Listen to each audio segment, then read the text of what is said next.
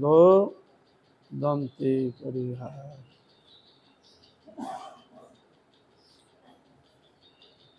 আমরা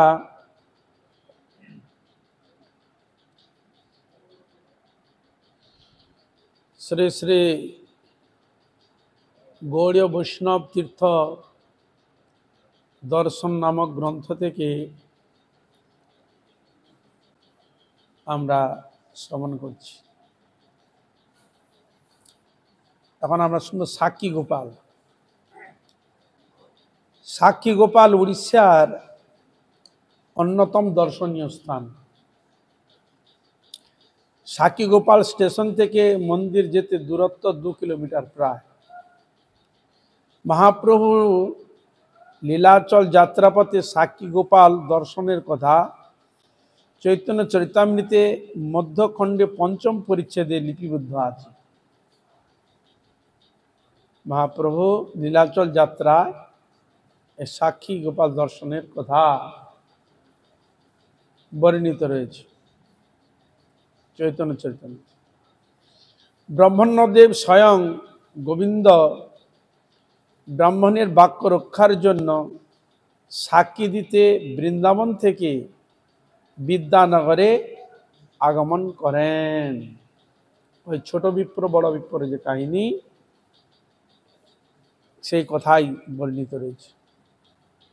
রাজা পুরুষোত্তম দেব কর্তৃক রাজধানী কটকে আনীত হওয়ার পর বহু ঘটনা পরম্পরায় বর্তমান সাক্ষী গোপালে স্থানান্তরিত হয়। পুরী রাজা পুরুষোত্তম দেবের সাথে কাঞ্চী নগরীর রাজকন্যা পদ্মাবতী দেবীর বিবাহ সম্বন্ধ স্থির হলে কাঞ্চী নরেশ পাত্র দেখতে আসেন। তখন রথযাত্রা, বিবাহ সম্বন্ধ হয়েছে, তো তাই রথযাত্রা আসার জন্য বলেছিলেন। উড়িষ্যার প্রাচীন প্রথানুসারে রাজা পুরুষোত্তম দেব শ্রী শ্রী জগন্নাথ দেবের রথযাত্রাকালে বিগ্রহের সামনে স্বর্ণ মার্জনী দ্বারা পথ পরিষ্কার রত ছিলেন। তাহলে কন্যা পক্ষ এসেছেন, তারা দেখছেন কি রাজা পুরুষোত্তম দেব তিনি স্বর্ণ মার্জনী দ্বারা পথ পরিষ্কার করছেন জগন্নাথ দেবের রথের জন্য। কাঞ্চীরাজ এরূপ অবস্থায় রাজাকে দেখে তিনি চণ্ডালের কর্মে রত। রাজা ভাবলেন এই কাজগুলো ঝাড়ুদার কে করে? চণ্ডালগুলো করে, ভাঙিগুলো করে, মেথরগুলো করে। কিন্তু স্বয়ং ভগবানের যে উদ্দেশ্য হচ্ছে এটা তার মাথায় ঢুকেনি। লৌকিক দৃষ্টান্ত তার মাথায় এসে উপস্থিত। ঝাড়ুদারের হাতে কন্যা দিতে অস্বীকৃত হন। ঝাড়ুদার একে যদি বিবাহ দেওয়া যায়, বলে ঝাড়ুদারকে বিবাহ দিয়েছে রাজকন্যাকে। হ্যাঁ, শুনতে ভালো লাগবে কি? স্বর্ণ ঝাড়ু হোক, রূপোর ঝাড়ু হোক, যে কোনো ঝাড়ু, ঝাড়ু তো ঝাড়ুই। তাই কন্যা দিতে অস্বীকৃত হন। কাঞ্চীরাজ গণেশের সেবক ছিলেন। এই যে আমাদের পঞ্চ উপাসনার কথা বলা হয়, 5 প্রকার যে উপাসনা রয়েছে, সূর্য উপাসনা, দেবীর উপাসনা, শিবজির উপাসনা, গণেশের উপাসনা, সূর্যের উপাসনা আর বিষ্ণুর উপাসনা। এই 5টাকে একসঙ্গে বলা হয় পঞ্চ উপাসনা। তাহলে উনি কার উপাসনা করতেন? গণেশে। তাহলে গাণপত্য।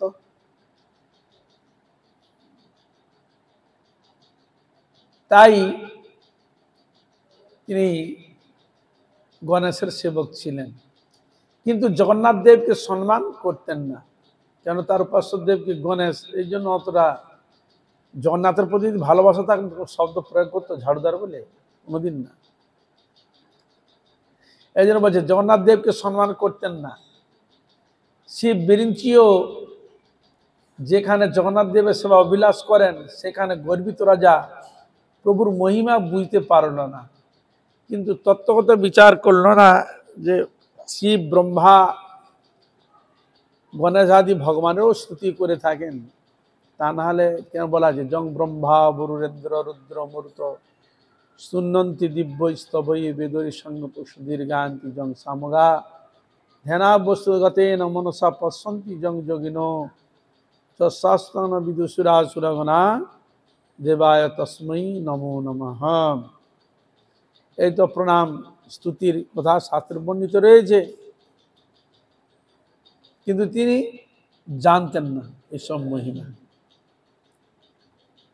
এদিকে গজপতিরাজ এরূপ অপমাননার উপযুক্ত শাস্তি দেবার জন্য প্রতিজ্ঞা করেন। ওটার টাইটেল বলতো গজপতি, রাজা গজপতি পুরুষোত্তম দেব, এটা হচ্ছে ওদের টাইটেল গজপতি। তাই তিনি দেখলেন এটা অপমান সূচক কথা, তাই তাকে উপযুক্ত শাস্তি দিতে হবে, প্রতিজ্ঞা করলেন রাজা যে 3 বছর 3 মাস 3 দিনের মধ্যে অবশ্যই রাজকুমারীকে বলপূর্বক এনে এক ঝাড়ুদারের সাথে বিবাহ দিবেন, একবার স্থির করলেন, বুঝলেন। 3 বছর 3 মাস 3 দিনের মধ্যে, সবটা 3 বছর 3 মাস 3 দিনের মধ্যে ওই রাজকন্যাকে রাজকুমারীকে বলপূর্বক এনে ঝাড়ুদারের সঙ্গে বিবাহ দিবে। ঝাড়ুদার বলেছে তো ওর সঙ্গে বিবাহ, এরকম ঘোষণা করল। গজপতিরাজ বিপুল সেনা সম্ভার নিয়ে কাঞ্চি রাজ্য আক্রমণ করেন, বিপুল সৈন্য নিয়ে গেলেন, কিন্তু কাঞ্চি রাজের উপাস্য দেবতা ভণ্ডগণের যুদ্ধে বহু বিপত্তির সৃষ্টি করে সব লণ্ডভণ্ড করে দিলেন। যেহেতু গণেশ উপাসনা করতে, গণেশও খুব জাগ্রত, গণেশ তিনিও খুব জাগ্রত, হ্যাঁ, গণেশ যুদ্ধ বহু বিপত্তির সৃষ্টি করল, সব লণ্ডভণ্ড করে দিল। নিরুপায় গজপতিরাজ পরাস্ত হয়ে পশ্চাৎপদ হতে বাধ্য হলেন, পারলেন না, লণ্ডভণ্ড হয়ে তিনি পশ্চাৎপদ ফিরে আসতে বাধ্য হলেন। কাঞ্চিরাজ যদি এবার আক্রমণ করেন তাহলে উড়িষ্যা রাজ্যের সাথে জগন্নাথের সেবা থেকে বঞ্চিত হতে হবে। আবার এদিকে আবার চিন্তা করছে, আবার কাঞ্চিপুরা যদি আবার এসে আক্রমণ করে তাহলে জগন্নাথের সেবা থেকে বঞ্চিত হতে হবে।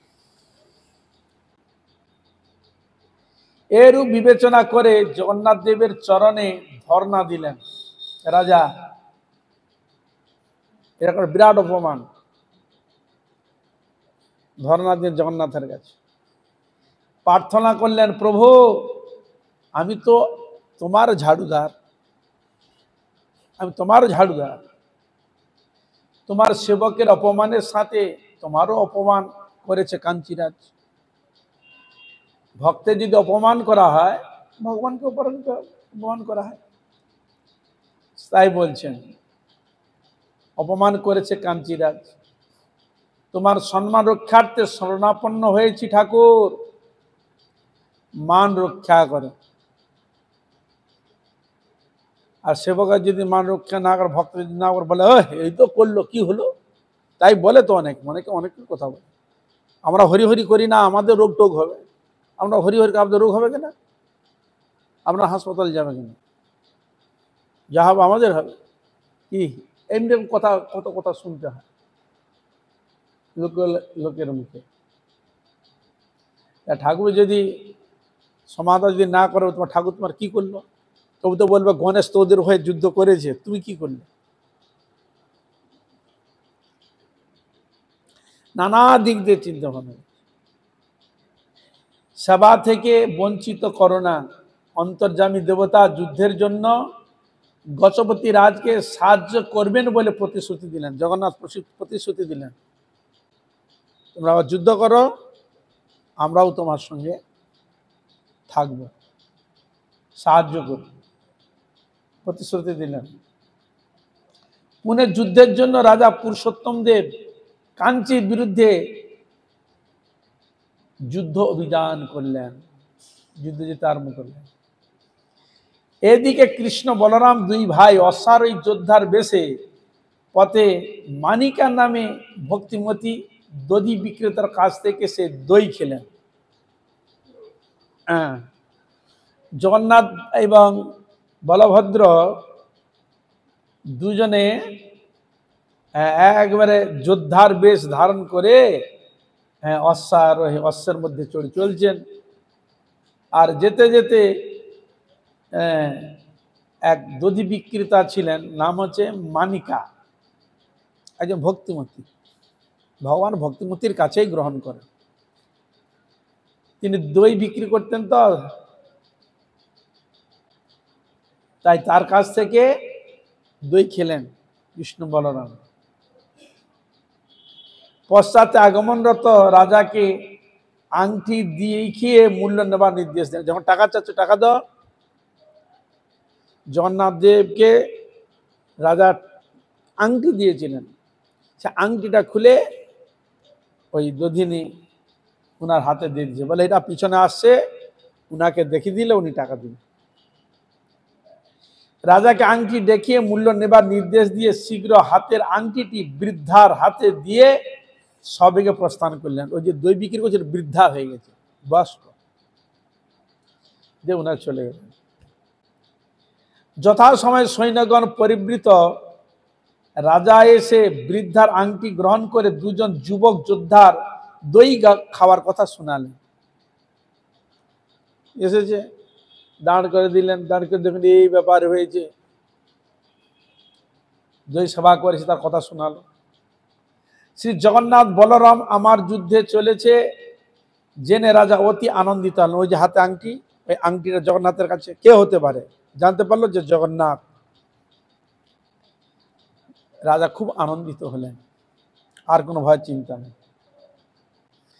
রাজা বহু মানন পুরসর বৃদ্ধা মানিকাকে বহু ধনসম্পত্তি দান দিয়ে তার নামে গ্রামের নাম মানিকা পাটনা রাখেন।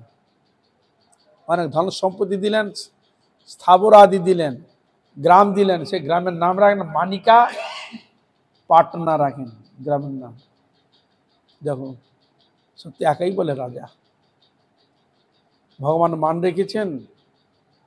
ভগবানের জন্য ভক্তের মান রাখে, ভক্তও তার মান রাখে, তাই রাখে। এদিকে কৃষ্ণ বলরাম কাঞ্চি বিজয় করে ভণ্ড গণেশকে বন্ধন করলেন। ওখানে জগন্নাথ বলদেব করে গণেশকে বেঁধে ফেলেছে, বন্ধ করলেন এবং সেনা সহ সমস্ত কাঞ্চি দেশ বিধ্বস্ত করলেন।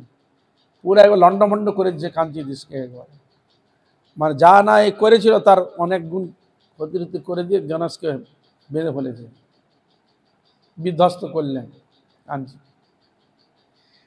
কাঞ্চি রাজকুমারী পদ্মাবতীকে, ওর নাম ছিল পদ্মাবতী, পূর্ব প্রতিজ্ঞা অনুসারে এক ঝাড়ুদারের সাথে বিয়ে দেওয়ার জন্য সংকল্প করলেন।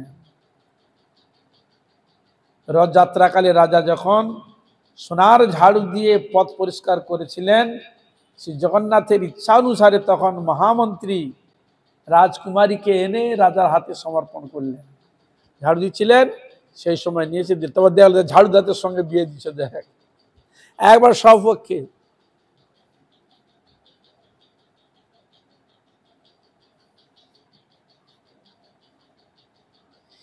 এতে রাজাও প্রতিজ্ঞা পূর্ণ হলো সবার সামনে।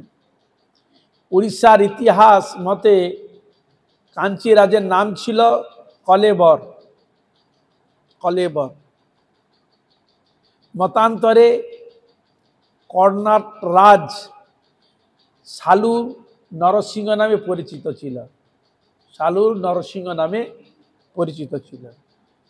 কাঞ্চি জয় করে দেশে ফেরার সময় তিনি মাণিক্য সিংহাসন সাক্ষী গোপাল, রাধাকান্ত দেব, ভণ্ড বা কাঞ্চি গণেশ কিছু ভগবত শুভোপকর সঙ্গে আনেন। অনেক কিছু জিনিস এনেছিলেন, সিংহাসন, সাক্ষী গোপাল, রাধাকান্ত দেব, ভণ্ড গণেশ ও ভগবত কিছু সেবা উপকরণ সঙ্গে আনেন কাঞ্চিপুর থেকে। মানিক্য সিংহাসনটি জগন্নাথ দেবকে অর্পণ করেন। সোনার যে অনেক সিংহাসন ছিল সেটা জগন্নাথ দেবকে দিয়েছে, যার উপর প্রভু আজও বিরাজমান, যে বেদির উপরে রয়েছে সিংহাসন কাঞ্চিপুরে। মহারাজ প্রথমে রাজধানী কটকে সাক্ষী গোপালকে রাখেন। পরে বহু ঘটনার পর বর্তমান সাক্ষী গোপালকে স্থানান্তরিত করে তা কটক প্রসঙ্গে বলেছেন আগে, ওখানে নিয়েছে। কোনো এক সময় সাক্ষী গোপালকে কটক থেকে এনে শ্রী জগন্নাথ মন্দিরে রাখলে পর গোপাল হাত বের করে জগন্নাথের ভোগ খেয়ে নিত। এই সেদিন আমি বলছিলাম ভোগ সেবা করে নে, এই সেই প্রসঙ্গে এসেছে। কটক থেকে নিয়ে এসে জগন্নাথ মন্দিরে রাখে, গোপাল হাত বের করে জগন্নাথের ভোগ খেয়ে নিত। তাতে জগন্নাথ রাজার কাছে নালিশ জানালেন। তৎক্ষণাৎ রাজা সত্যবাদী নামক গ্রামে মন্দির তৈরি করে গোপালকে স্থানান্তরিত করে। সত্যবাদী গ্রাম, ওখানে নিয়ে স্থাপন করে গোপাল দেব। শ্রী চৈতন্য চরিতামৃত অনুসারে গোবিন্দদেব বৃন্দাবন থেকে একাই সাক্ষী দিতে কাঞ্চি বিজয়নগরে বিদ্যানগরে আসেন। ওখানে বলছেন ওই ভগবান গোবিন্দ সাক্ষী দিতে কাঞ্চি বিজয়নগরে অর্থাৎ বিদ্যানগরে আসেন। রাজার ভক্তি সূত্রে সাক্ষী গোপাল আসার পর কথিত হয় যে বড় বিপ্রে কোনো বংশধর কন্যার নাম ছিল লক্ষ্মী। ওই যে বড় বিপ্রের সঙ্গে বিবাহের যে ব্যাপার, সে মেয়ের নাম ছিল লক্ষ্মী। আর লক্ষ্মী শিশুকাল থেকে সাক্ষী গোপালের প্রতি স্বাভাবিক অনুরক্তা ছিল। লক্ষ্মী বয়প্রাপ্তা হলে গোপালকে প্রতিরূপে সেবা করতে লোক যুক্ত হন, প্রতিরূপে সেবা করার জন্য। প্রত্যহ রাত্রিকালে পূজারী গোপালকে শয়ন দিয়ে মন্দির বন্ধ করার পর গোপাল অপরের অলক্ষ্যে লক্ষ্মীর গৃহে এসে রাত্রি যাপন করতেন।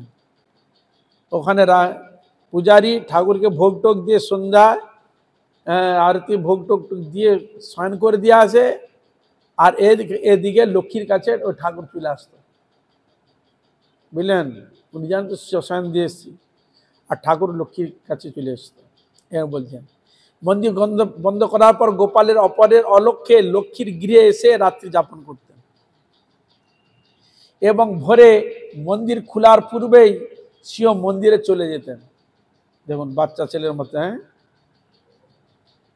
যখন মন্দির খুলবে ঠিক সেই সময় এসে চলে আসতো। হ্যাঁ, দরজায় একটা ভগবানের দরজার কোন ব্যাপার আছে, মন্দির খোলার আগে গিয়ে হাজির হয়ে যায়। হ্যাঁ, উনি ঢুকে যাচ্ছে। এ তো সাধারণ মানুষ না যে যাবে কি করে। কিন্তু কিন্তু সাধারণ ক্ষেত্রে তো দেখি যোগী তো করতে পারে। আপনারা শুনেছেন তো, যোগীর নাম ছিল ইংরেজের সময়, নাম যেন কি, হ্যাঁ, লক্ষ্মী ঢুকতো না, লক্ষ্মীর কাছে আসতো। হ্যাঁ, কেন যোগী তাকে তালা চাবিতে লাগিয়ে দিয়েছে, সে ঘুরে বেড়াচ্ছে বাইরে তরিলঙ্গের সামনে ঘুরে বেড়াতো। কিন্তু শুধু একটা যোগী যদি এরকম কাজ করতে পারে, আর কিন্তু কোনো কথা না। এর বলছে মন্দির খোলার পূর্বে সে মন্দিরে চলে যেতেন স্বয়ং ভগবান। হঠাৎ একদিন ভোরে মন্দির খুললে ঠাকুরের হাতে বংশী ও চরণে নূপুর দেখা গেল না। একদিন খুলে দেখে যে চরণে নূপুর নাই আর হাতে বংশী দেখা গেল না। তৎক্ষণাৎ অনুসন্ধান ক্রমে বড় বিপ্রে কোনো বংশধরের গৃহে, অর্থাৎ যে গৃহে লক্ষ্মী দেবী ছিলেন, তথায় গোপালের নূপুর ও বংশীর সন্ধান পাওয়া গেল। খুঁজতে খুঁজতে ওখানে পাওয়া গেল। ঠাকুরের দ্রব্য অপহারক চোর সাব্যস্ত করে ব্রাহ্মণকে রাজদণ্ড দেওয়া হলো। চোর বলা হয় যে তোমার ঘরে এরকম হবে কেন, রাজদণ্ড দেওয়া হলো, চোর সাব্যস্ত করা হলো। গোপাল সেই দিনই রাজাকে স্বপ্ন দিলেন, যে এবার রাজা স্বপ্ন দিলেন রাজাকে ভগবান, বড় বিপ্রে বংশধরের গৃহে ভুলক্রমে নুপুর ও বাঁশি এনে এসেছেন, আচ্ছা রেখে এসেছেন। সেখানে ব্রাহ্মণ কন্যা লক্ষ্মী দেবী আছে, তার কাছে প্রতি রাত্রে যান এবং ওই কন্যা তার স্বরূপ শক্তির অংশ বিশেষ। ওই লক্ষ্মীকে ভগবানের অংশ শক্তি বলে দিলেন, ওখানেই রেখে এসেছেন উনি। রাজাকে স্বপ্ন দিয়ে জানালেন ভগবান, এই যে বললেন ওই কন্যা তার স্বরূপ শক্তির অংশ বিশেষ। আরও প্রত্যাদেশ দেন যে শীঘ্রই যদি বামে রাধারানী প্রকাশ করা না হয় তাহলে বৃন্দাবনে চলে যাবেন। কি বললেন, যদি বামে যদি রাধারানীকে যদি না দেন, না রাখা হয়, তাহলে আমি বৃন্দাবনে চলে যাব। কৃষ্ণ বলে দিলেন। এই সংবাদে রাজা ব্রাহ্মণকে সম্মানের সাথে মুক্ত করে দেন এবং শীঘ্র গোপালের পাশে স্বর্ণময়ী শ্রীমতী রাধারানীকে প্রকাশ করেন। দেখলেন তো, তার রাধারানী, তার চৈতন্য মহাপ্রভু যুগল ভজনে যে বৈশিষ্ট্য দেখা দেন, স্বয়ং কৃষ্ণ চেয়ে নিচ্ছে যে রাধারানী যদি না দাও তাহলে আমি বৃন্দাবনে চলে যাব। তা নাহলে আগে শুধু কৃষ্ণই থাকতো, কিন্তু সেই কৃষ্ণ আবার নিয়ে নিলেন, রাধারানীকে সঙ্গে নিলেন। আশ্চর্যের বিষয় যে সেই সঙ্গে লক্ষ্মী দেবীরও স্বধাম প্রাপ্তি ঘটে। যেদিন লক্ষ্মীকে বসালো মানে রাধারানীকে, সেদিন উনি স্বধামে চলে গেলেন লক্ষ্মী। তা কার সঙ্গে মিলেন, ওই রাধারানীর সঙ্গে প্রকাশ হয়ে গেলেন।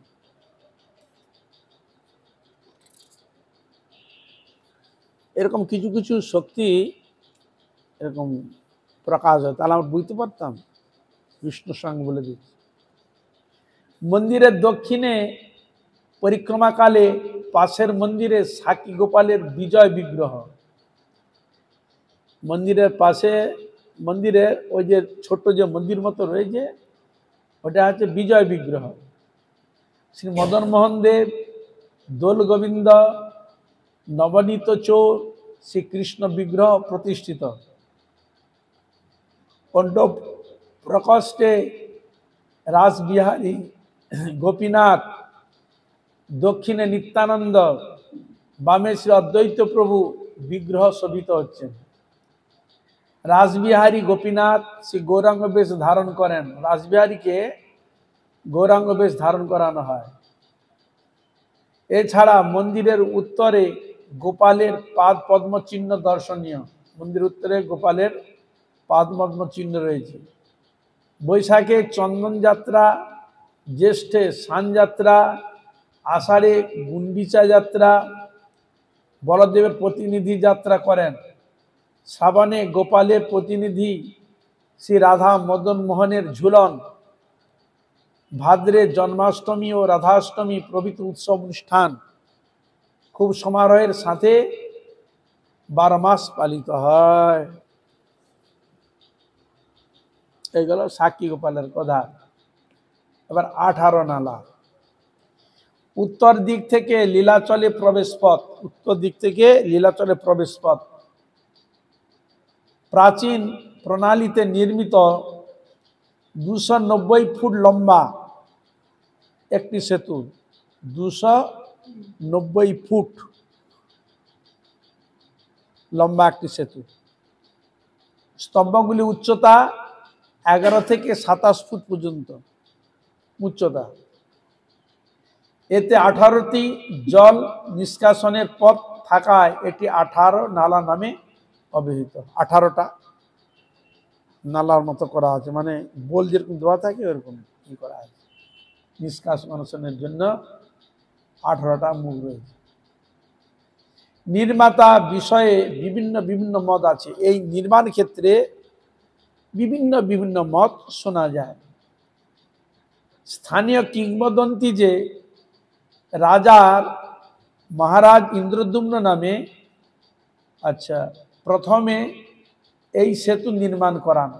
মহারাজ ইন্দ্রদ্যুম্ন মহারাজ যিনি প্রথম যে প্রতিষ্ঠা করেছেন তিনি এই সেতু নির্মাণ করান।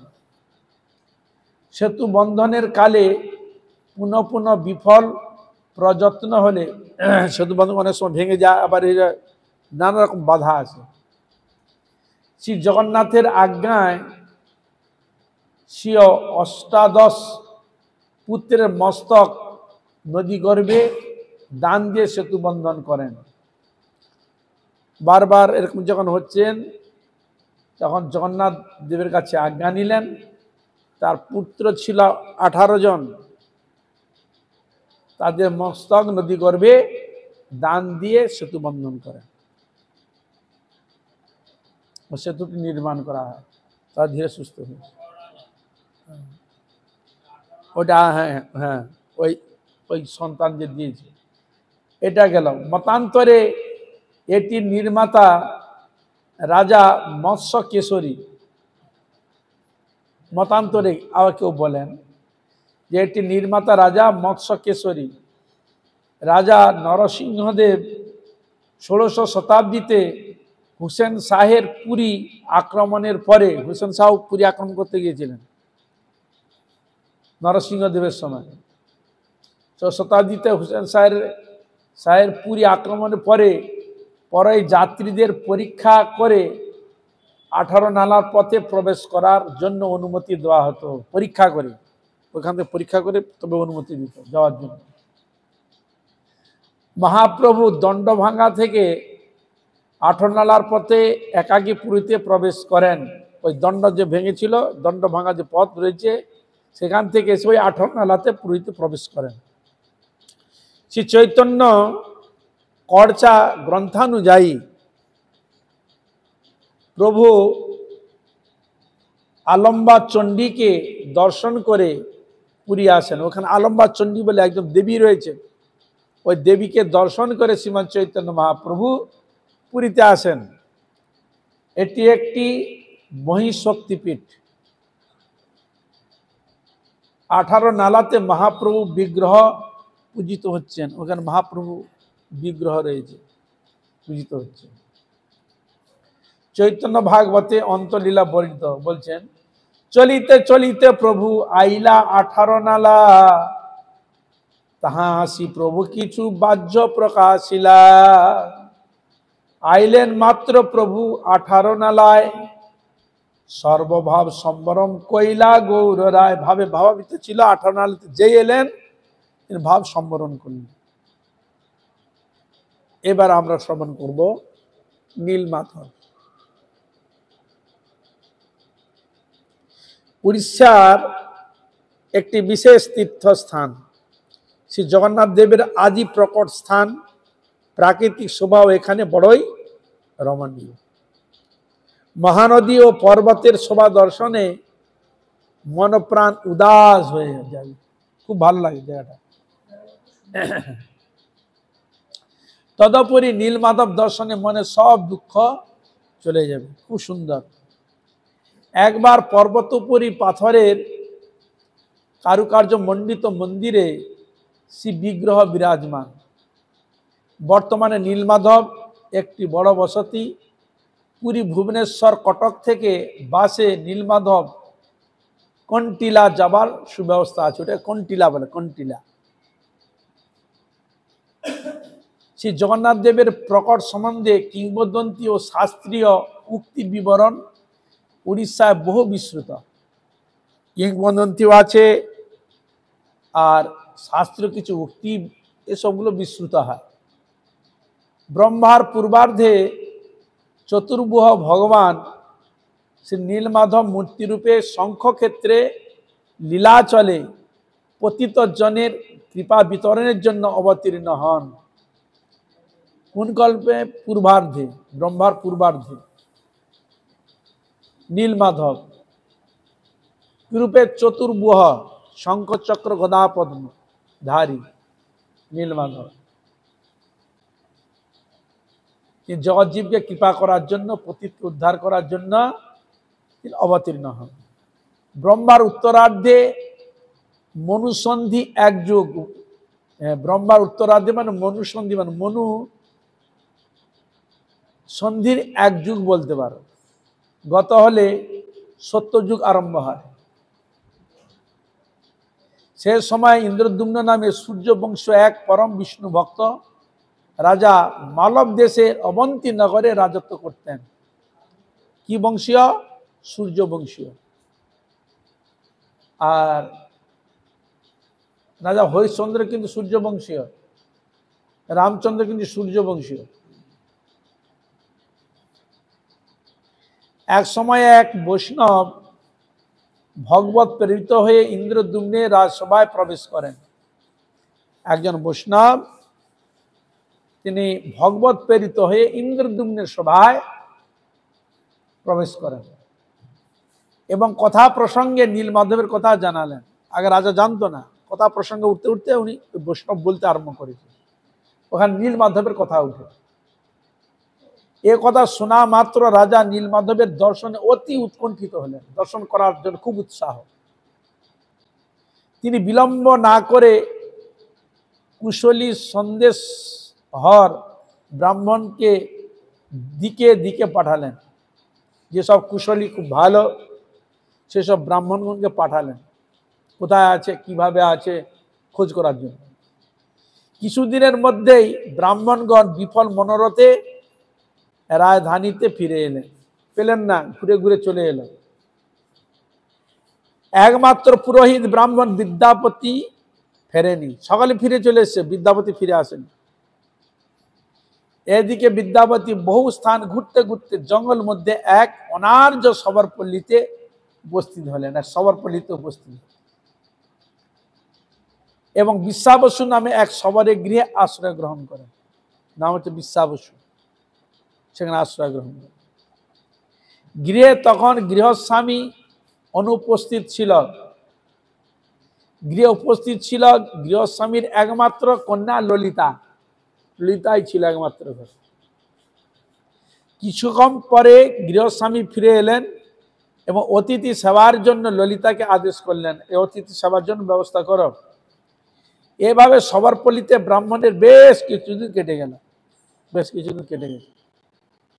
একদিন সবরের অনুরোধে বিদ্যাপতি ললিতাকে বিয়ে করতে বাধ্য হলেন। কেন উনি রাজার কাজ তো, ও জানতে পেরে গেছে ব্যাপারটা কি। এ তো সবার তো বাবা সহজে বলবে না।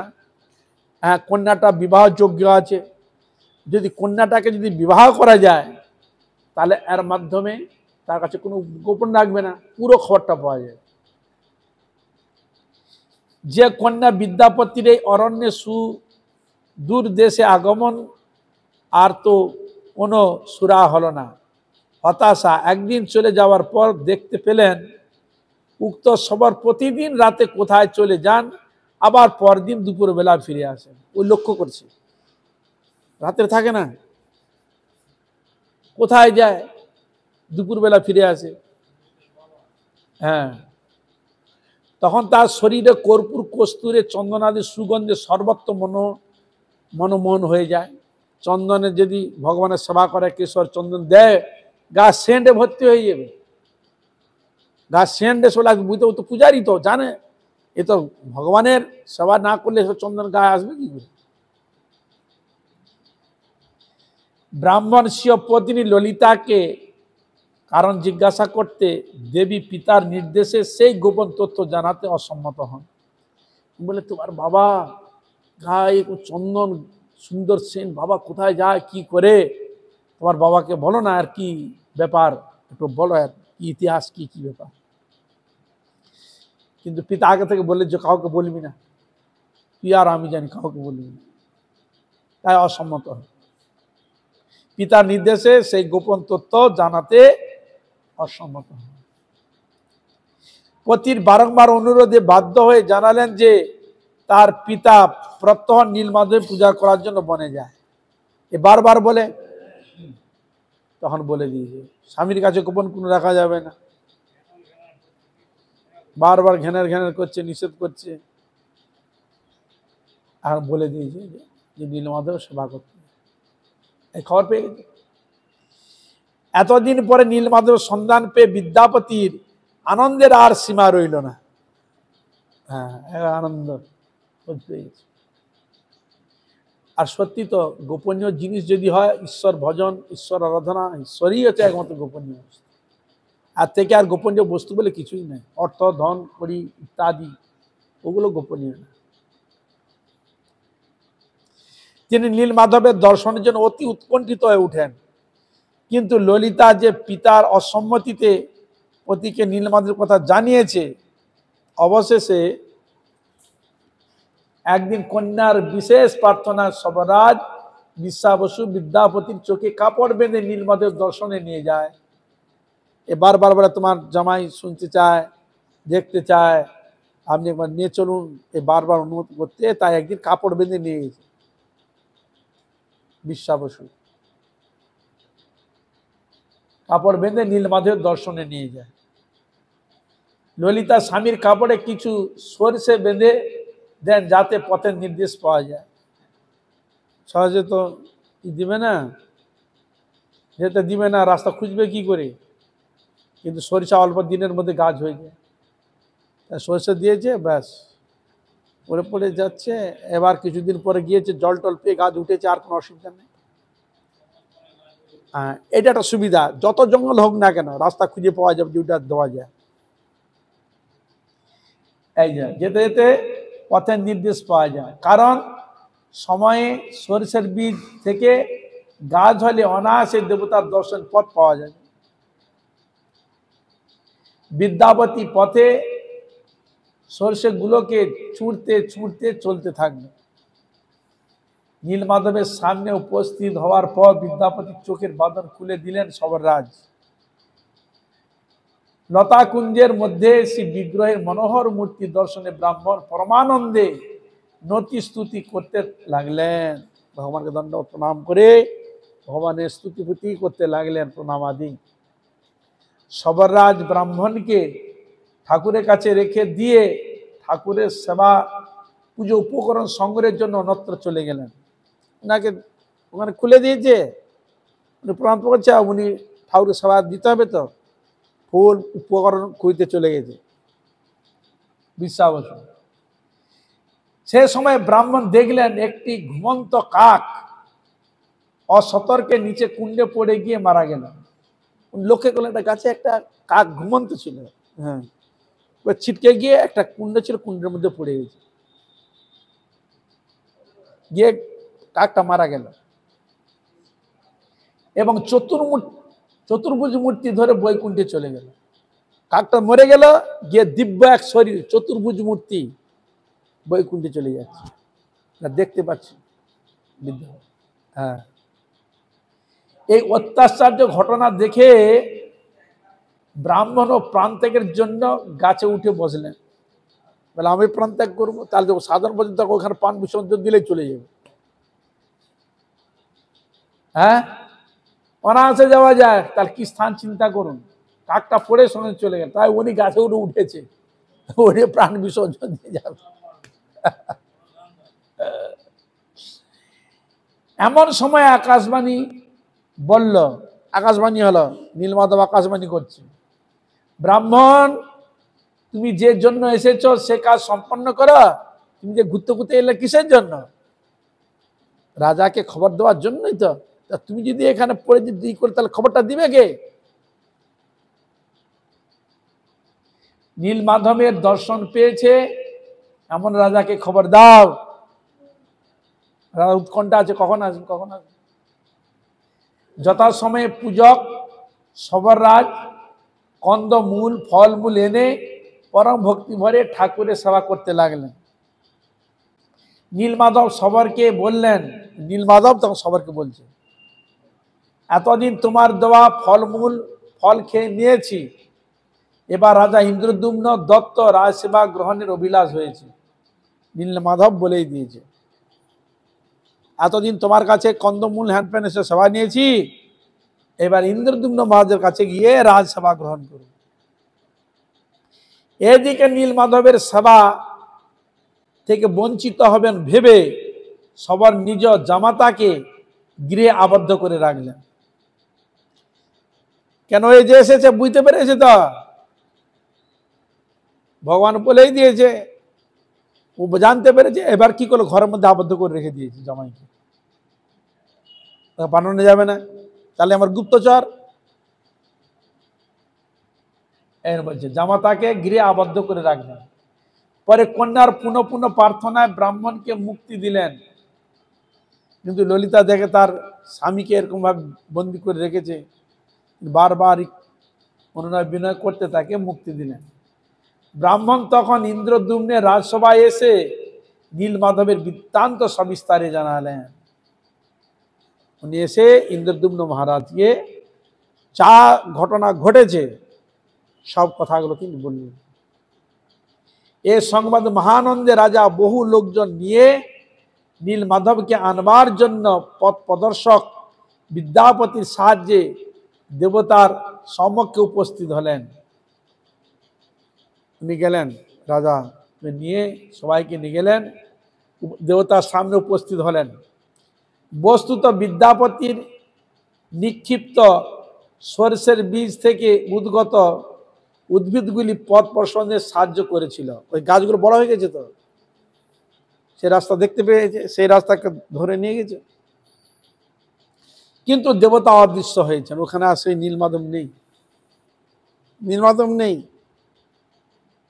রাজা তখন সেনা সামন্তের দ্বারা সবরপল্লী অবরোধ করে সবরাজ বিশ্ববসুকে বন্দী করলেন। তাহলে এই নিশ্চয়ই, চলো ওই রাজা কোথায়, যে সব পূজা করতো সেই মনে হয় আমরা আসবো বলে ওই মনে লেগেছে লুকিয়ে, তাকে ধরে বন্দী করলেন। আকাশবাণী বলল সবরকে ছেড়ে দাও। সেই নীলমাধব আকাশবাণী করছে, সবরকে বন্দী করো না, ওকে তুমি ছেড়ে দাও, মুক্ত করো। নীল মাধব রূপে আমাকে দেখতে পাবে না, আর ওই রূপে আমাকে আর দেখতে পাবে না। নীলাদ্রির উপর মন্দির নির্মাণ করে দারু ব্রহ্ম রূপে আমাকে দেখতে পাবে। ওইটা নীলাদ্রির পর্বত, ওই নীলাচল বলা হয়। ওখানে মন্দির নির্মাণ করো, ওখানে আমাকে দারু ব্রহ্ম রূপে আমাকে দেখতে পাবে। রাজা ইন্দ্রদ্যুম্ন সবরকে মুক্তি দিয়ে মূল্যবান পাথর দিয়ে বিশাল মন্দির নির্মাণ করলেন, ওকে মুক্তি দিয়ে দিলেন। দিয়ে এসে এই যে বলেছেন যা কথা, সেবার বিশাল মন্দির তৈরি করলো, যেটা জগন্নাথ মন্দির যেটা দেখলেন। মন্দিরের উপরে একটি কলস চক্র স্থাপিত হলো, মন্দিরকে সুবর্ণ মণ্ডিত করা হলো, মাটির নিচে 60 হাত এবং মাটির উপর 120 হাত উঁচু করা হলো, 120 হাত উঁচু আর নিচে হচ্ছে 60 হাত উঁচু করা হলো। রাজা ব্রহ্মার দ্বারা মন্দির প্রতিষ্ঠা করবার অভিলাষে ব্রহ্মলোকে উপস্থিত হয়ে ব্রহ্মার অপেক্ষা করতে থাকলেন। মন্দিরটা প্রতিষ্ঠা করতে হবে তো, তাই তিনি চলে গেলেন ব্রহ্মলোকে, ব্রহ্মা অপেক্ষা করতে থাকলেন। এদিকে মনুষ্যলোকে বহু শতাব্দী গত হলো। ব্রহ্মলোকে যাওয়া মানে এখানে অনেক দিন অতিবাহিত হয়ে গেছে। সমুদ্র বালুকার দ্বারা মন্দিরটি ঢাকা পড়ে গেল, সমুদ্রের বালুতে মন্দির ঢাকা পড়ে গেল। সে সময় সুরদেব, পরে গেলম মাধব কয়েকজন রাজা রাজত্ব করতে থাকলেন। ওখানে কয়েকজন গেলম মাধব আদি অনেকে রাজত্ব করতে থাকলেন ওই জায়গায়। গেলম মাধব মাটির স্তরের থেকে মন্দিরটি উদ্ধার করেন, বালি থেকে করে পুরো সংস্কার করেন। ইন্দ্রদ্যুম্ন রাজা স্বদেশে ফিরে এসে মন্দিরটি তার রচিত বলে দাবি করলেন। ব্রহ্মাকে যখন নিয়ে এলে দেখলো তখন তো এই ঘটনা ঘটে গেছে, রাজত্ব করছে এরা, সবকিছু পরিষ্কার করছে। এসে দাবি করলো যে মন্দিরটা আমি করেছি। যুগপৎ গেলম মাধবও তার নির্মিত বলে দাবি জানেন। গেলম মাধব বলে এটা আমি করেছি, ও বলে আমি করেছি। কিন্তু মন্দিরে কল্প বট স্থিত ভূষণ্ডী কাক, ওইখানে কল্পবৃক্ষ যেটা আছে ওইটা কল্পবৃক্ষ, ওইখানে ভূষণ্ডী কাক বহু বছর ধরে ওখানে রয়েছে।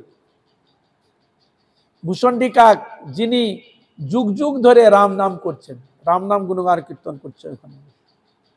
তিনি জানালেন যে রাজা ইন্দ্রদ্যুম্ন রচিত এই মন্দির এবং তার অনুপস্থিতিতে জ্ঞালম মাধব বালুকাস্তরে আবৃত মন্দিরটিকে উদ্ধার করেন। উনি বললেন, দেখো এটা করেছেন কিন্তু ইন্দ্রদ্যুম্ন মহারাজ, কিন্তু বালিতে হয়েছিল, এটা ইনি সংস্কার করেছেন, জ্ঞালম মাধব মন্দিরটিকে উদ্ধার করেছে। এই ঘটনায় গাল মাধব সত্যের অপলাপ করা ব্রহ্মার নির্দেশে মন্দিরের বাইরে ইন্দ্রদ্যুম্ন সরোবরের পশ্চিমে তিনি অবস্থান করলেন। ব্রহ্মার নির্দেশে মন্দিরের বাইরে ইন্দ্রদ্যুম্ন সরোবরের পশ্চিমে তিনি অবস্থান করলেন। ইন্দ্রদ্যুম্ন ব্রহ্মাকে মন্দির প্রতিষ্ঠার জন্য প্রার্থনা করলে পর ব্রহ্মা বললেন, ভগবান স্বয়ং প্রকাশ সপ্রকাশ। ব্রহ্মা বলছেন স্বয়ং ভগবান প্রকাশ সপ্রকাশ, তাকে প্রতিষ্ঠা করবার মতো আমার ক্ষমতা নেই। ব্রহ্মা বলছে তিনি স্বয়ং প্রকাশিত, তাকে আর কি প্রকাশ করবে, আর প্রকাশ করার ক্ষমতা নাই। আমি কেবল মন্দিরের চূড়া ধ্বজা বেঁধে দিচ্ছি। ওই যে উপরের চূড়া ধ্বজাটা বেঁধে দিয়েছিলেন ব্রহ্মা, চূড়া ধ্বজা বেঁধে দিচ্ছি, যাকে দূর থেকে দেখে নতি স্তুতি করলে অনায়াসে মুক্তি লাভ করবে। এই যে আমি ধ্বজা বেঁধে দিয়ে যাচ্ছি, দূর থেকে তাকে প্রণাম নমস্কার করলে সে মুক্তি লাভ করবে। এ বলে ব্রহ্মা ওইটাকে বেঁধে দেয়, ধ্বজা বেঁধে দেয়। আজ এখানে থাক, কালকে জগন্নাথ দেব। হ্যাঁ,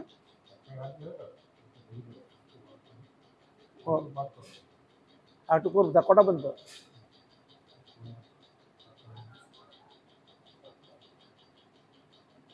7টা পর্যন্ত? ও তাহলে ঠিক আছে, মানে তাড়াতাড়ি হয়ে যাচ্ছে না এখন, বেড়ে যায়। হ্যাঁ, তাহলে এবার আমরা শুনবো জগন্নাথ দেবের কথা। ইন্দ্রদ্যুম্ন রাজা নীল মাধবকে না দেখতে পেয়ে অনশব্রত গ্রহণ করলেন। রাজা ইন্দ্রদ্যুম্ন দেখতে পায়নি, তা তিনি অনশন ব্রত করতে আরম্ভ করলেন এবং প্রাণ ত্যাগের সংকল্প নিয়ে কুশয্যায় শয়ন করলেন। কুশে শ্রী জগন্নাথ দেব স্বপ্নে দর্শন দিয়ে বললেন, রাজন চিন্তা দূর করো, সমুদ্র কূলে বঙ্কি মহান নামক স্থানে দারু ব্রহ্মরূপে আমাকে দেখতে পাবে। স্বয়ং ভগবান বলে দিলেন যে তুমি চিন্তা দূর করো, সমুদ্র কূলে বাঙ্কি মহান, যেটাকে বলা চক্রতীর্থ, গিয়েছেন? ওইটা হচ্ছে বাঙ্কি মহান। আমাকে ওখানে দারু ব্রহ্মরূপে, মানে কাষ্ঠরূপে দেখতে পাবে। তখন রাজা সৈন্যগণ ও পরিকর সহ যথাস্থানে উপস্থিত হয়ে শঙ্খচক্র গদা পদ্ম চিহ্নযুক্ত দারু ব্রহ্মকে দেখে মহান আনন্দিত হলেন। সেখানে গিয়ে দেখলেন শঙ্খচক্র গদা পদ্মযুক্ত কাষ্ঠ তিনি দেখতে পেলেন। ওখানে জগন্নাথ আছে, ওই চক্রতীর্থে, ওখানে আমাদের নারায়ণ মহাজন মঠ। রাজা খুব আনন্দিত হলেন।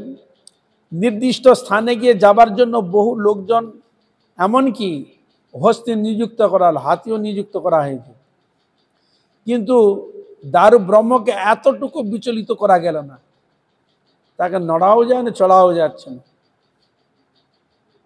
শ্রী জগন্নাথ দেব রাজাকে পুনঃ স্বপ্নাদেশ করলেন, আমার পূর্ব সেবক সেই বসু শবরকে এনে নিয়ে এসো, একটি সোনার রথ দারু ব্রহ্মের সামনে স্থাপন করো। ওই যে নীলমাধবের পূজা করেছিল শবর রাজ বিশ্বা বসু, জগন্নাথ বলে তাকে তুমি ডেকে নিয়ে এসো, আর একটি স্বর্ণ রথ নিয়ে এসো,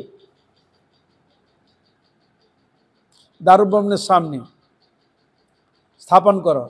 যথারীতি সেরূপ ব্যবস্থা করা হলো। দারু ব্রহ্মের একদিক বিশ্বাবসু সবর এবং অন্যদিকে বিদ্যাপতি ব্রাহ্মণ ধারণ করলেন ওই দারু ব্রহ্মে। চারদিকে হরি সংকীর্তনের মধ্যে সোনার রথে করে দারু ব্রহ্মকে নির্দিষ্ট স্থানে আনা হলো।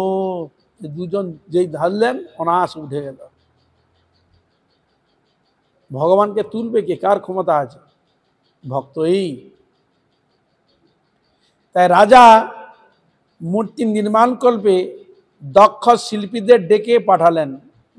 মূর্তি তৈরি করতে হবে, তাই দক্ষ যারা সেসব শিল্পীকে ডেকে আনতে পাঠালেন। কিন্তু তারা কেউ দারু স্পর্শ করতে পারল না। কাজ করা তো দুর্গা, দারু স্পর্শ করতে পারল না, বরং তাদের যন্ত্রপাতিগুলি খণ্ড খণ্ড হয়ে গেল। রাজা প্রমাদ গুনলেন। তখন স্বয়ং জগন্নাথই বৃদ্ধ শিল্পী রূপে অনন্ত মহারানা নামে আত্মপরিচয় প্রদান করে। স্বয়ং জগন্নাথ এলে বিগ্রহকে স্বয়ং নিজেই প্রকাশিত হন, ওই জন্য স্বয়ম্ভু বলে গেলেন। এই জন্য ভগবান তিনি বৃদ্ধ রূপে এলেন, নাম হলো মহা অনন্ত রানা। তিনি এসে পরিচয় দিলেন। রাজার কাছে এসে বললেন যে তিনি 21 দিনের মধ্যে বিগ্রহ তৈরি করে দেবেন। তো বৃদ্ধ অনন্তরা বলছে আপনি চিন্তা করবেন না, আমি 21 দিনের মধ্যে আমি বিগ্রহ তৈরি করে দেব, কিন্তু দরজা বন্ধ থাকবে, দরজা বন্ধ থাকবে, ওপেনে হবে না। তথাস্তু, তাই হোক।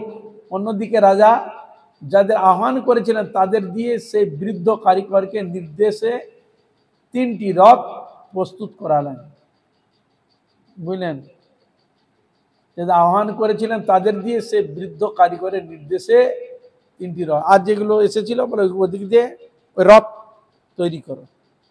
ওনারা রথ বানালেন আর নারী জগন্নাথের দিবে মূর্তি প্রতিষ্ঠা করার জন্য। এদিকে গৃহ আবদ্ধে কারিগরের 14 দিন কেটে গেল। 14 দিন কেটে গেছে ঘর দরজা বন্ধ করে। রাজা রানী উভয়ে উৎকণ্ঠিত হলেন। মন্ত্রীর বহু নিষেধকে অগ্রাহ্য করে মহারানীর পরামর্শে রাজা দরজা খুলে দেখলেন যে দারু ব্রহ্ম 3টি মূর্তিতে প্রকটিত হয়ে যায়। মেয়ে ছেলে তো কতম করবে, সে বলে এতদিন মনিটরে গেছে আর বারবারই করছে, এটা ভগবানের ইচ্ছা। কি করলো, 14 দিনের দিনে দরজা খুলে দেখলেন যে দারু মূর্তি 3টি মূর্তিতে প্রকটিত হয়েছে, কিন্তু মূর্তির হাতে আঙ্গুল ও চরণ কমল প্রকাশিত হয় নাই। হাতের আঙ্গুলও নাই, চরণও নেই। রাজা শিরে করাঘাত করতে করতে নিজেকে অপরাধী জ্ঞানে প্রাণত্যাগের সংকল্প নিয়ে কুশয্যায় শয়ন করলেন। সংকল্প করলেন আর প্রাণ রাখবো না, আমার দ্বারা ঠাকুর এরকম হলো। শ্রী জগন্নাথ দেব স্বপ্নে রাজাকে বললেন, শ্রী পুরুষোত্তম নামে এরূপে আমার নিত্য স্থিতি, পুরুষোত্তম নামে এরকম আমার স্থিতি, আমি নিত্যকাল। তার ওইটা এখন যে আছে তা নয়, আগে থেকেই স্থিতি রয়েছে, আমরা দেখতে পাই না। প্রাণ ত্যাগের সংকল্প ত্যাগ করো। এরূপ সান্ত্বনা বাক্য শুনে রাজা কৃতার্থ হয়ে প্রভুর চরণে পূর্ণ প্রার্থনা জানালেন যে সেই বৃদ্ধ কারিগরের বংশধররা যেন আবাহ কাল মান রথ নির্মাণে ব্যাপৃত থাকেন। সে বৃদ্ধ যে গিয়েছেন তাদের বংশধররা যেন এই চন্দ্র সূর্য যেমন রথ যার বানানো আদি সব কিছু আপনার সেবায় তার যেন থাকে। প্রভু বললেন তথাস্তু, ওই জন্য বংশধর পরম্পরা এসে গেছে। আরো বললেন সবার বিশ্বাবসুর বংশধররা আমার দ্বৈতা সেবক নামে পরিচিত হবে। এই যে বিশ্বাবসুর সেবক এরা দ্বৈতা নামে পরিচিত। আর ব্রাহ্মণ বিদ্যাপতি ব্রাহ্মণ পত্নী গর্ভজাত বংশধররা আমার অর্চনা করবে। সেবা পূজা যারা করে তারা হচ্ছে ওই বিদ্যাপতি। এবং সবরবর্ষী গর্ভজাত সন্তানগণ ভোগ রন্ধন কাজ করবে। ওরা করে সেবা পূজা আর এনা করে ভোগ রন্ধন। ভোগ যে রান্না করে এনাদের বংশ, বিশ্বাবসুর বংশ, ললিতার গর্ভ সন্তান। তারা সুপকার নামে পরিচিত, সুয়ার নামে খ্যাত হবে। রাজা পুনঃ প্রার্থনা করলেন যে সারাদিন আপনার ভোজন লীলা চলবে। রাজা বলে আমরা সারাদিন ভোজন লীলা চলবে না, সেবা করতে হবে সবসময়।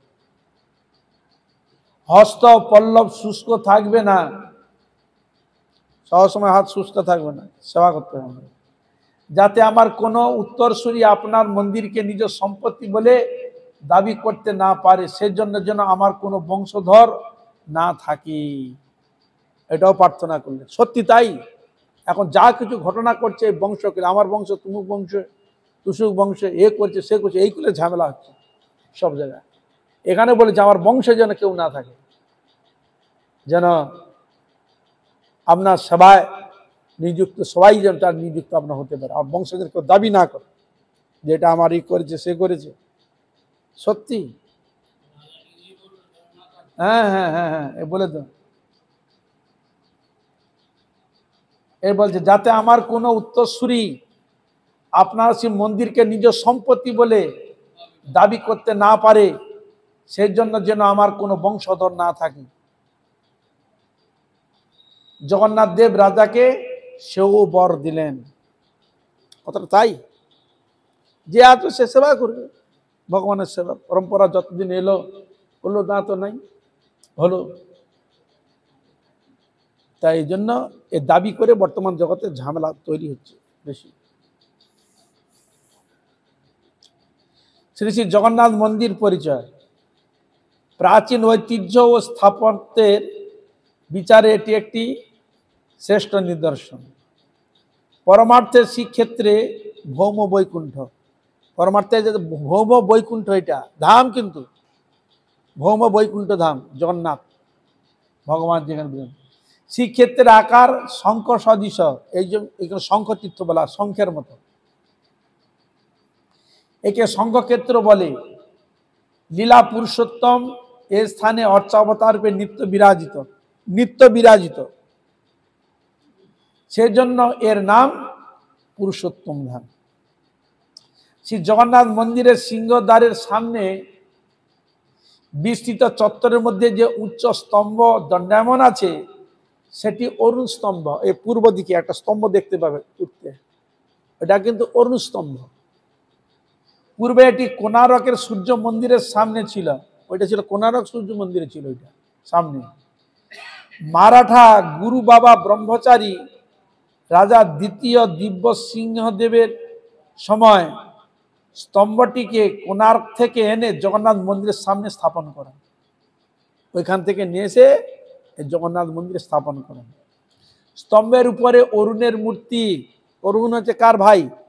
গরুরের ভাই অরুণ, দাদা, গরুরের দাদা। সূর্যের সারথীর নাম হচ্ছে অরুণ। এ বলে না অরুণোদয়, একটু লালচা ভাব উঠে, পুরো সূর্য দেখা যায় না, ওটাকে বলা হয় অরুণোদয়। রথে প্রথমে সারথীকে দেখবে, তারপরে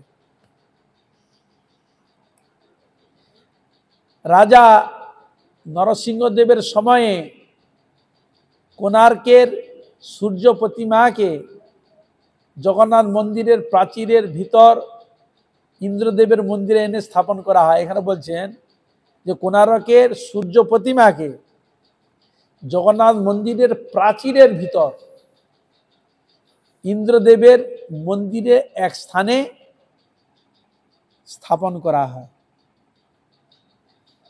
মন্দিরে একেবারে বাইরে যে সুউচ্চ প্রাচীর দেখা যায় তার নাম মেঘনাদ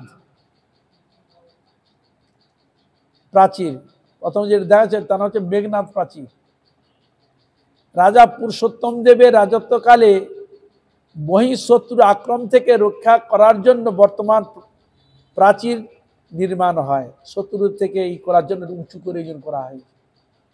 আগে কিন্তু এরকম মন্দির যত ছিল এরকম উঁচু উঁচু, বৃন্দাবনে দেখে আসবেন বিশাল বিশাল উঁচু জায়গাটা যেন এর মতো দেখা যায়। এই প্রাচীর 665 বা 640 ফুট পরিমাণ স্থানকে বেষ্টন করে রয়েছে। মেঘনাদ প্রাচীরের ভিতরে যে দ্বিতীয় প্রাচীর আছে তার নাম কুর্মবেড়। প্রথম বেড় গেল, দ্বিতীয় যে বেড় তার নাম হচ্ছে কুর্মবেড়। কুর্মবেড়ের পাশে আবরণ দেবতাদের মন্দির দেখা যায়, আবরণ দেবতার মন্দির, ছোট ছোট মন্দির বিগ্রহ দেখা যায়। মেঘনাদ প্রাচীরের চারদিকে চারটি দরজা আছে, চারটা দরজা আছে। পূর্বে অনুস্তম্ভের সামনের মুখ্য যে দ্বার সেটি হচ্ছে সিংহমূর্তি, এই জন্য নাম সিংহর দ্বার। দক্ষিণে আছে অশ্বদ্বার, পশ্চিমে আছে ব্যাঘ্রদ্বার, উত্তরে আছে হস্তির দ্বার। এই চারটি দরজা। অনুস্তম্ভের পিছন থেকে মন্দিরের ধ্বজা চক্রকে সাষ্টাঙ্গ প্রণাম করে মেঘনাদ প্রাচীরের পূর্ব দিকে সিংহদ্বারে অভ্যন্তরে প্রবেশ করলেই দক্ষিণ দিকে প্রথমে দক্ষিণ অভিমুখী শ্রী নৃসিংহদেব, পরে সুগ্রীব ও পরে পতিত পাবন জগন্নাথ দেবের দর্শন হয়। নৃসিংহদেব আছে উপরে ওই পাশে, আর সামনে দিকে জগন্নাথ পতিত পাবন নামে দরজা আছে দেখা যায়, আর হনুমানজি আছে। যাদের মন্দিরে প্রবেশ অধিকার নেই, পতিত পাবন জগন্নাথ দেব পূর্বমুখী হয়ে রাজপথে পতিত জাতিগণকে দর্শন দানে কৃতার্থ করবেন। যাদের মন্দিরে প্রবেশ অধিকার নেই তাদের মঙ্গল কি করে হবে? তাদের মঙ্গল করবার জন্য ওই যেন পতিত পাবন জগন্নাথ ওখানে বিরাজমান, ওইখান থেকে দেখছেন, দর্শন দিচ্ছেন তাদেরকে কে বলছেন? পতিত জাতিগণকে দর্শন দানে কৃতার্থ করেন। তাহলে ভিতর যে দর্শন যদি না হয়, ওখানে দর্শন করলে উত্তর অভিমুখী হনুমান, হনুমান আছে ওখানে উত্তর দিকে অভিমান, উত্তর দিকে উত্তরমুখা বিরাজিত, যার কৃপা ভগবত দর্শন সিদ্ধি হয়। ওই যে গণেশের দর্শন করতে হয় উত্তরমুখী হনুমানের, হনুমানের কৃপা হলে ভগবত দর্শন সিদ্ধি হয় এ বলছে। পরে সিদ্ধিদাতা গণেশের লেপ্পা মূর্তি, পরে যে সিদ্ধিদাতা গণেশ রয়েছে। সিংহদ্বার থেকে মন্দিরের দ্বিতীয় বেষ্টনীতে প্রবেশ করতে 22টি সিঁড়ি আছে। সিঁড়ি আছে কটা? 22টা সিঁড়ি। তাকে 22 পাহাচ বলে, পাহাচ। তৃতীয় সিঁড়ির বাম ভাগে কাশী বিশ্বনাথ আছেন, বাম ভাগে কাশী বিশ্বনাথ। তিনি অহংকারে মত্ত হয়ে জগন্নাথ দর্শনে আসেন বলে মন্দিরে প্রবেশ অধিকার নেই, ওই দিন তাকে বাইরে রেখেছে, ভিতরে দেন, অহংকার করে এসেছে বাইরে রেখেছে। তিনি সেখান থেকে নীলচক্র দর্শন করেন, ওখান থেকে নীলচক্র দর্শন করেন। পশ্চিমাংশে নৃসিংহদেব উত্তর অভিমুখী। মহাপ্রভু এ স্থানে নৃসিংহদেবকে দর্শন করে নৃত্য গীত করতেন, নৃসিংহদেবকে দেখে মহাপ্রভু নৃত্য গীত করতেন। দ্বিতীয় প্রাচীর অতিক্রম করে সোজা ভোগমণ্ডপ, ভোগমণ্ডপ কোন দিকে? দ্বিতীয় প্রাচীর, সোজা ভোগমণ্ডপ, রন্ধনশালা থেকে ভোগ আনার সময় আবৃত পথে সংলগ্ন অগ্নিকোণে অগ্নিশ্বর মহাদেব, মহাদেবের যে অগ্নিশ্বর মহাদেব অগ্নিকোণে ভোগ রন্ধনের অগ্নি প্রজ্বালন পর্যবেক্ষণ করেন। তার দক্ষিণে কল্পবটের নিকট সত্যনারায়ণ মূর্তি, বট বৃক্ষ রয়েছে, রাধা গোবিন্দ বিগ্রহ, বটগোপাল, বটবিহারী, শ্রী রাধাকৃষ্ণ, বটকৃষ্ণ, বাল মুকুন্দ, শ্রী জগন্নাথের যাবতীয় গোধনের পর্যবেক্ষক এবং হরিসহ দেব শিব, বটবিহারী, জগন্নাথ, শ্বেত Ganesh,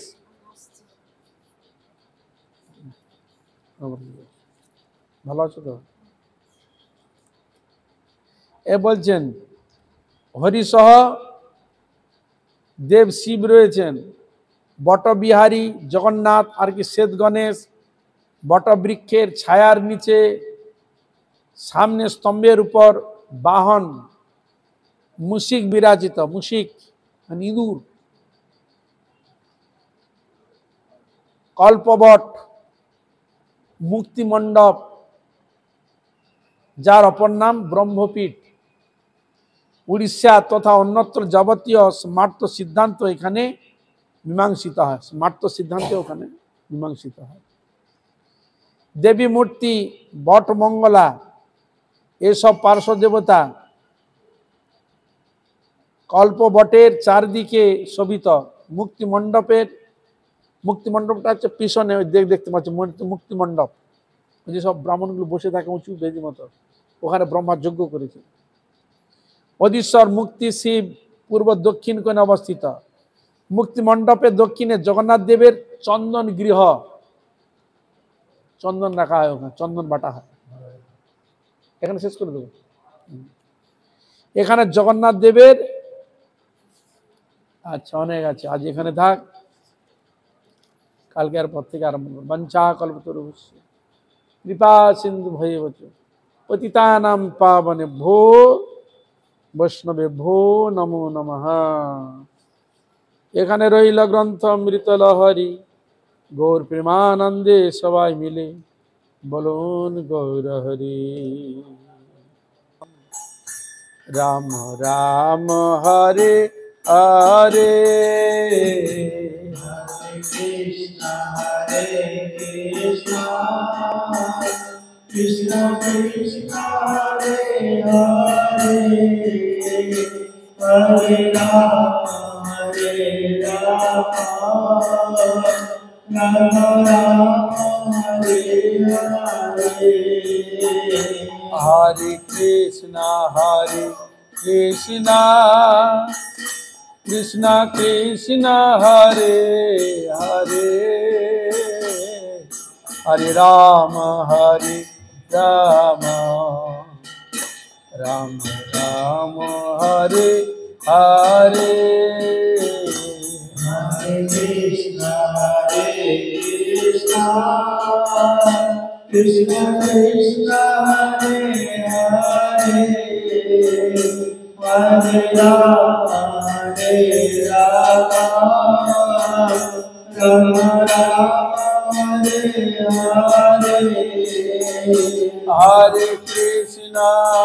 Hare Krishna, Krishna Krishna, Hare Hare,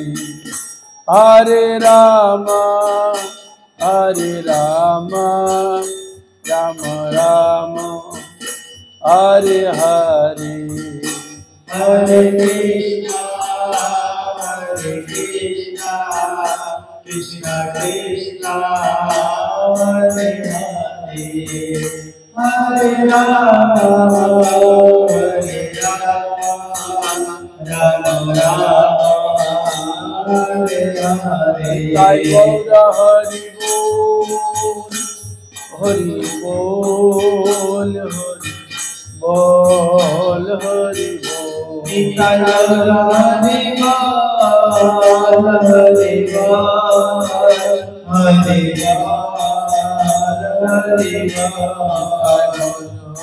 Bol, Hari Bol, Hari Bol, Hari Bol. Jai Gaura Hari Bol, Hari Bol, Hari Bol, Hari Bol.